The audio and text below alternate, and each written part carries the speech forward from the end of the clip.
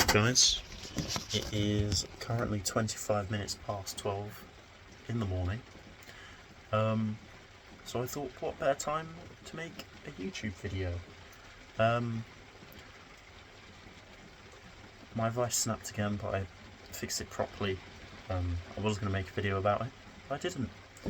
But tonight's dilemma is my Dremel has broken, and that's what I'm looking at. It's just here. I don't know what's happened. I've changed the fuse. The fuse is good, and it still won't go. I've asked my dad. He's a clinical engineer, smart guy. He's like Skips from a regular show. He can fix anything, you know. So I asked him, and he said, essentially, there's these things on here that push against the motor. To check those to make sure they're not they're actually pushing against it. I think it's those, but I've still taken the Dremel apart anyway, because that's more fun. So I'm just looking at it, really. I just thought, fuck it, why not? We'll make a little video. Ooh, I think there's a moth in here. It's raining. Hopefully you can get the nice little aesthetic sounds. Nice little ASMR video. So yeah, pretty much this is the Dremel. Here's the internal bit of the motor. You got your speed control, which I assume, if I get this wrong, then you know, it's not the end of the world. I kind of know, but I kind of don't really know what I'm talking about.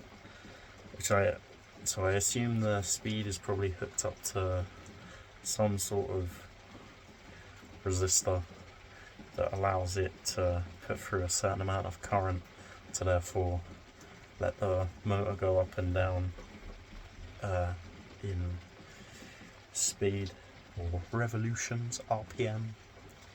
Got your power button, obviously the mains. I'm not too sure what these little springy things do. I don't know. I'm not too sure, but they've got some wire attached to them, wrapped around a little bit of metal. So I can only assume is some sort of little electromagnet type dealio. Something like that, you know, electronic word, to do something. If it, I was really deep in it before. Engineers are lazy, but the reason why we're so lazy, I say we, like I'm an engineer. I'm an engineer. The reason why we're so lazy is because we'll do something properly the first time, so we'll never have to do it ever again. Which is also something my dad has said, so, you know, I'm obviously listening to the right guy.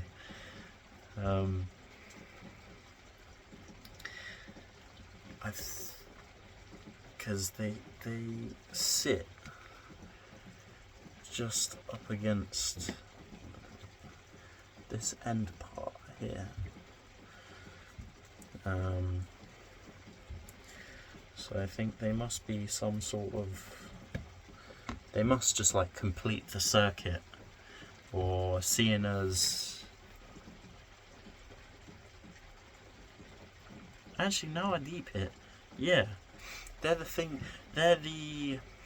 must be the electronic currents that run through to make the motor spin, because that's how a motor works. Quick little lesson. Generating current, if you break a magnetic field, it generates the smallest, tiniest, littlest amount of current. and that's what powers the motor. And motors work off of the electromagnet, which is why there's so much copper wire in them.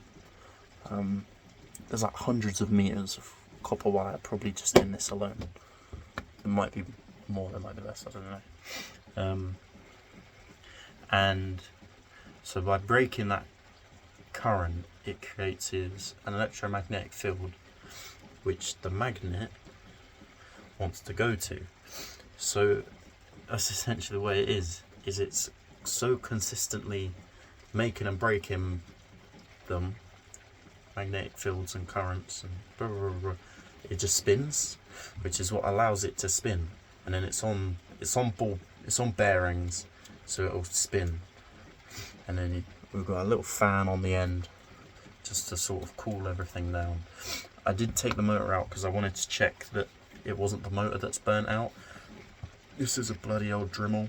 I don't know, it doesn't say on the packaging, it's got on there, it's got 2004. I don't know if that's a year or like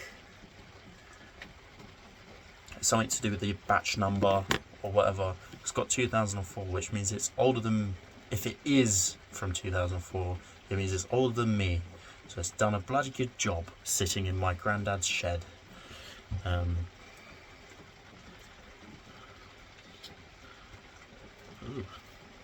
So yeah, I was just using it to clear up the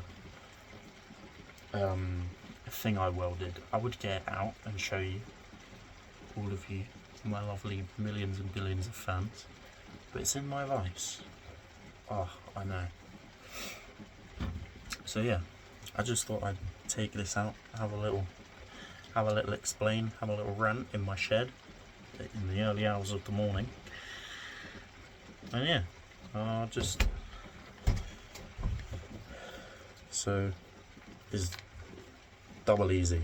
So like, this is the bit that has the magnets in that wants to spin, and this is the bit that creates the magnets. So it'll be on off on off on off on each side, and it'll go ooh ooh ooh ooh, yes yes yes yes, start spinning. This is probably some of the worst explanations on how currents and things work. My mum says I should be a teacher. I say no. I don't think I'd be a very good teacher.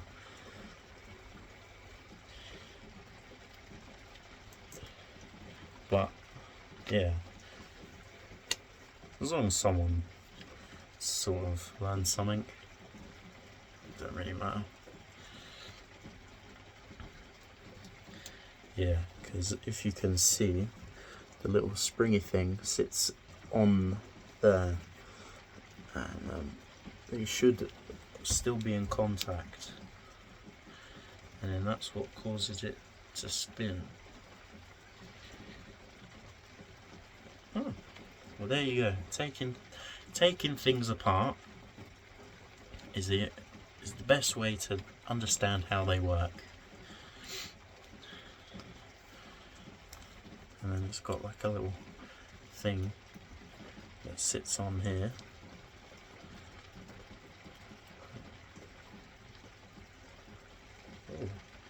Oh. Have I dropped to it?